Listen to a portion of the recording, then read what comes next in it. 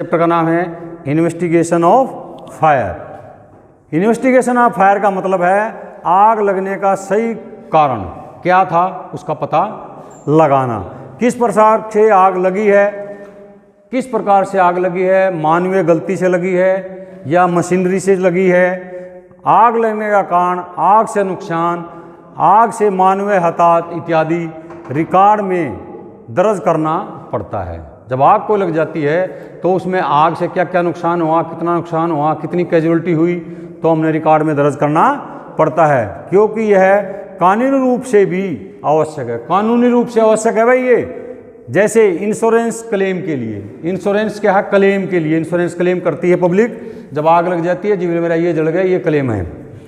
Investigation का उद्देश्य क्या है, इसका उद्देश्य क्या है, purpose of investigation. Purpose of investigation, दो चीज़ों की जानकारी के लिए इन्वेस्टिगेशन की अति आवश्यक होता है भाई। दो चीज़ें जानने के लिए, आग किस कारण से लगी है, जानबूझकर लगाई गई है। नंबर दो, किस कारण से लगी है ये पता लगाना हमने। दूसरा, जानबूझ के तो नहीं लगाई है, आपसी दुश्मनी से या बीड़ी सिगरेट फेंकने से, या किस कारण से वो आग लगी है।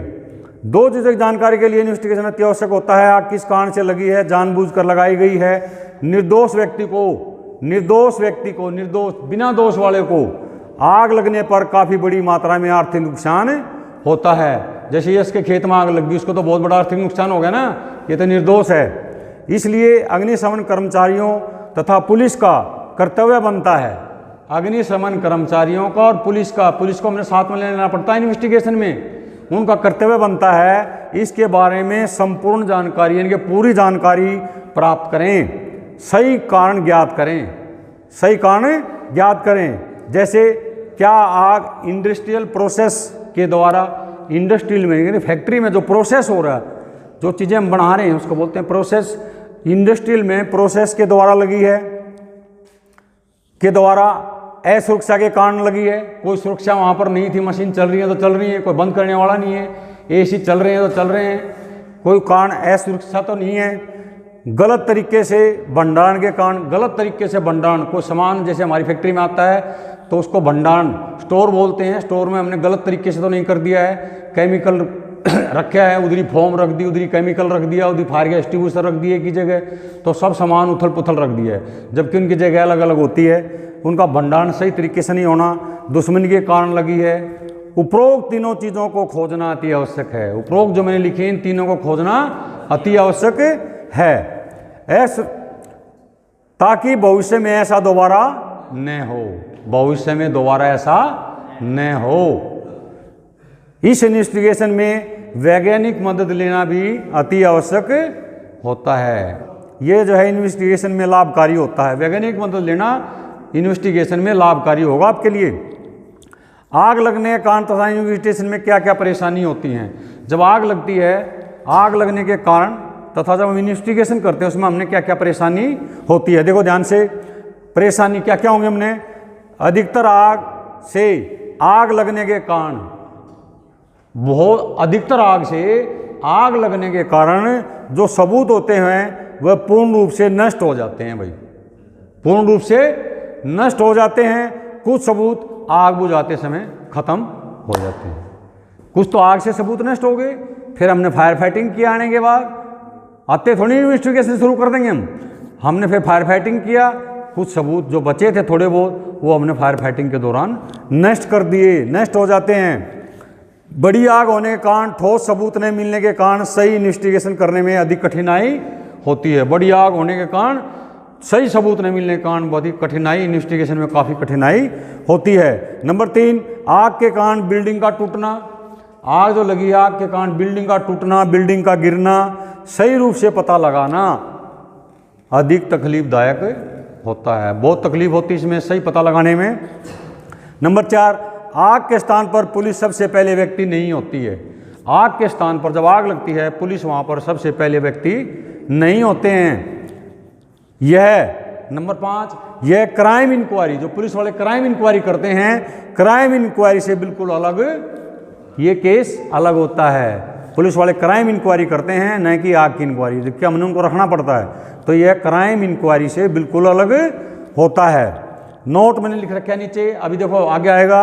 अग्निशमन सेवा अधिकारी, अग्निशमन सेवा अधिकारी तथा फायर का स्टाफ जो सबसे पहले गया है वहाँ पर, जब कॉल आई है और तुम गए हो वहाँ, घटनास्थल पहुँचता है तो साक्षी से, यानी कि साक्षी जो वहाँ गवाह है जिसने तुम्हारे को बुलाया था, पहुँचता है तो साक्षी से निम्न जानकारी प्राप्त करनी चाहिए, निम्न जानकारी प्राप्त करनी चाहिए। वो इन्वेस्टिगेशन में काफ़ी मददगार होता है, जो इस प्रकार हैं।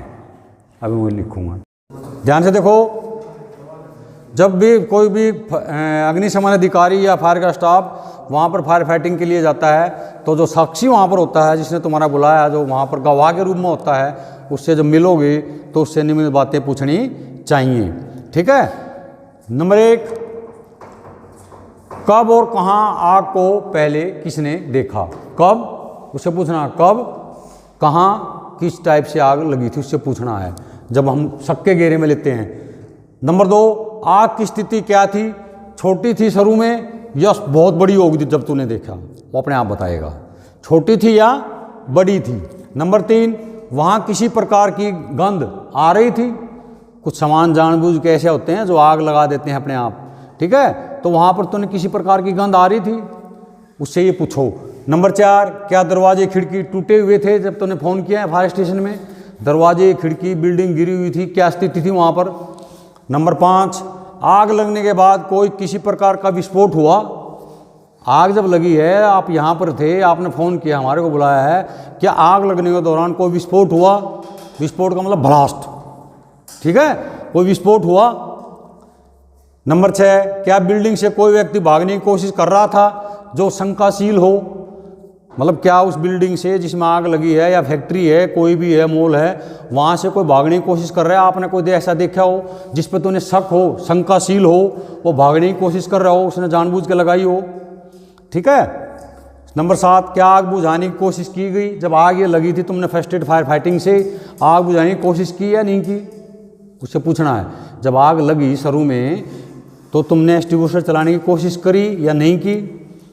नंबर 8, आग लगने पर कोई चीज़, वस्तु, पदार्थ, जब आग लगी थी उस फैक्ट्री के अंदर, उस मॉल के अंदर, उस जो है सिनेमा घर के अंदर, उस हॉस्पिटल के अंदर, ठीक है, या रिकॉर्ड रूम के अंदर जब आग लगी थी, कोई चीज़, वस्तु, पदार्थ वहाँ से हटाकर दूसरी जगह ले जाया गया, उससे पूछना है। यहाँ से कोई सामान स्टाफ ऑर्डर निकाल कर दूसरी जगह लेके गए हैं, तो ये चीज़ें तुम्हारे इन्वेस्टिगेशन में बहुत फायदे करेंगी।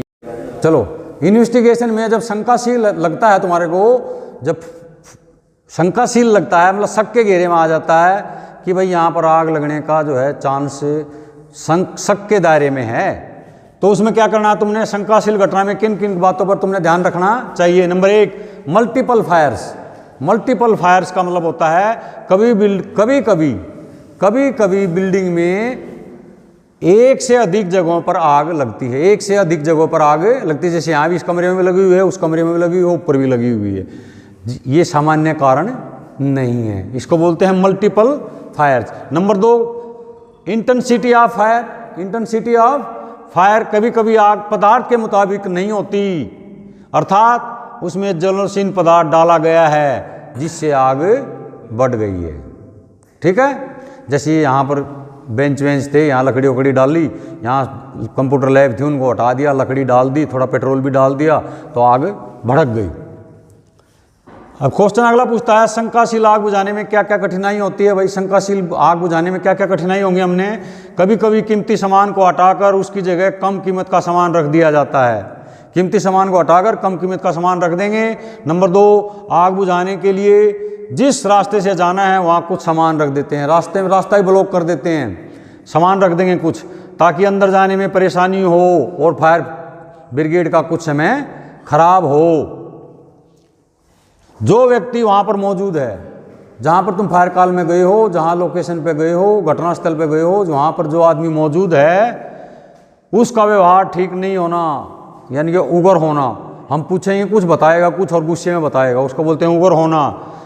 और आग बुझाने में कोई इंटरेस्ट नहीं दिखाना, कोई रुचि नहीं दिखाना। नंबर 4, सामान तितर बितर होना, सामान इधर उधर फेंक देंगे वो, जैसे बैंक का घोटाला है कोई, ठीक है, ऑडिट एक होता है ऑडिट। ऑडिट के समय कागजात को जला देना। जब ऑडिट आता है गवर्नमेंट का तो उन कागजों को जला देते हैं, उसमें ऑडिट में गड़बड़ होती है।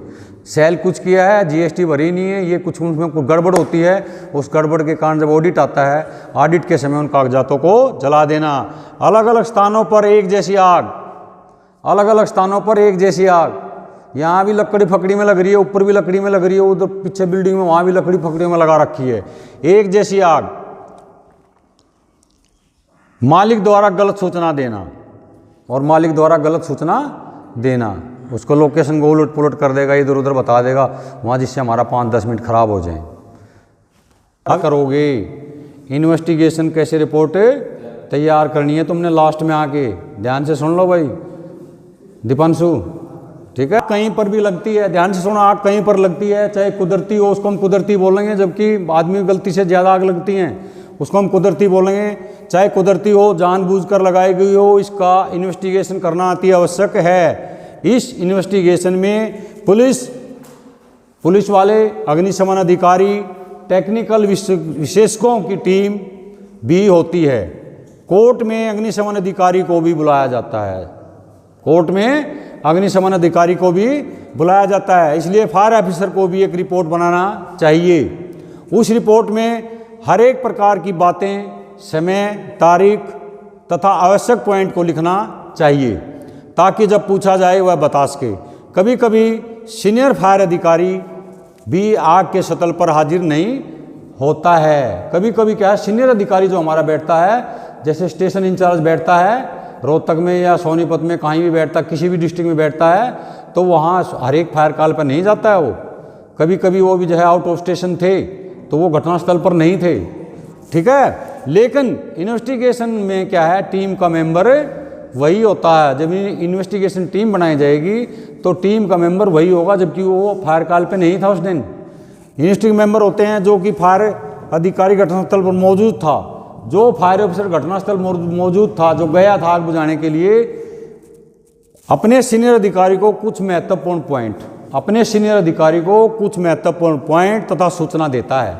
जैसे जो उसने फायर फाइटिंग के समय लिखा था, जैसे तारीख, कितनी तारीख थी, समय क्या था, अलार्म बजने का समय क्या था, घटनास्थल पर पहुंचने का समय क्या था, आग की स्थिति कैसी थी, छोटी थी, बड़ी थी, मीडियम थी, बिल्डिंग का विवरण क्या था, बिल्डिंग कितने मंजिल थी, किस काम के लिए इस्तेमाल हो रही थी, पारिवारिक थी या कॉमर्शियल थी, ठीक है? लोकेशन कहाँ थी, लोकेशन जैसे एमडीयू यूनिवर्सिटी हमारी रोहतक में, क्या नाम है इसका, महर्षि दयानंद यूनिवर्सिटी, तो नुकसान जो है कितना हुआ है वहाँ पर, तुमने बचाओ, सालवेज से कितना सामान तुमने बचाया वहाँ पर, जो सालवेज का चैप्टर पढ़ा है मैंने, सालवेज का नुकसान हुआ कितना, 20,000 रुपये का, बचा दिया तुमने 3 लाख रुपये का, नहीं तो वो भी जल जाता।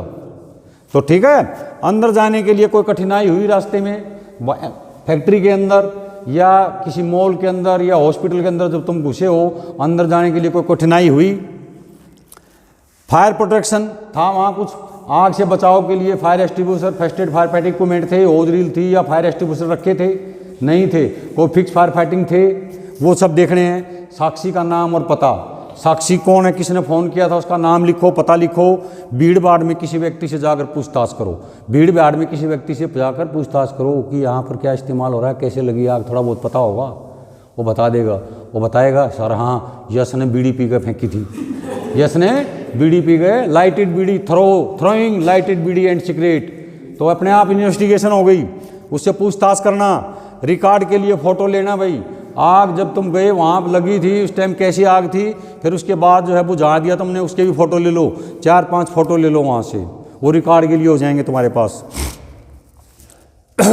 एजेंसी जो इन्वेस्टिगेशन में मदद करती हो, जो एजेंसी हमारे साथ इन्वेस्टिगेशन में मदद करती है उसका विवरण ले लो। तो इन्वेस्टिगेशन रिपोर्ट ऐसे आप लोग तैयार कर सकते हो। पूरा क्लू जो फायर फाइटिंग करने हमारा अधिकारी गया था, जो फायर ऑफिसर गया था, जो फायर फाइटर गए थे, उन्हीं से हम कुछ न कुछ निकाल सकते हैं।